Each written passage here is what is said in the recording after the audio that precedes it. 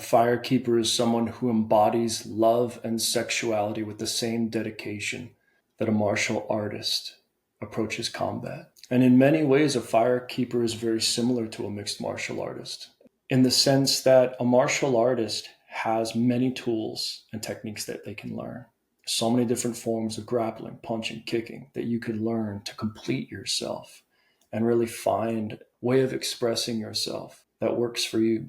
And sexual yoga is the same. Every tool that I teach, everything that I'm giving you isn't about you guys being like me or being some ideal masculine man in the world. It's about you developing a relationship with your own sexuality that is intimately your own, and that you feel empowered to develop these skills as a way to express yourself authentically through your sexuality.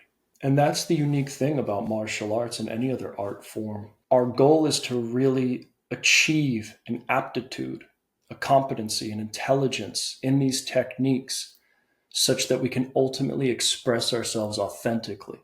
But the tricky part about it is that whenever we start learning a new art form, nothing about it feels authentic. If any of you are musicians or dancers or singers or performers or fighters, you may remember those early days where you would have to sit in the suck as your fingers would stretch, as your vocal cords would stretch, as you begin to learn these new movement patterns that were very unfamiliar to you at the start and initially felt very inauthentic to you.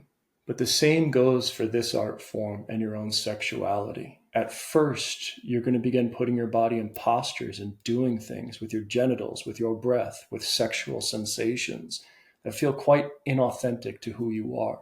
But once you develop real aptitude in them, you find that you're able to express yourself more authentically than you've ever felt before.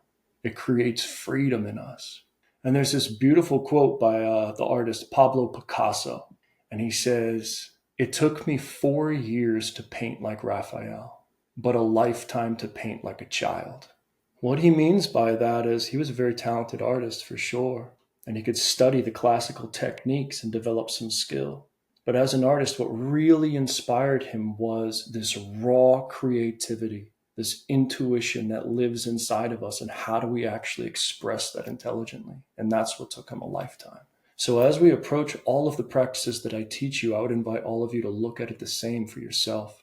This isn't about just mastering some set of rules or skills, but ultimately developing a relationship with your own sexuality that gives you radical confidence in relationship in and outside of the bedroom.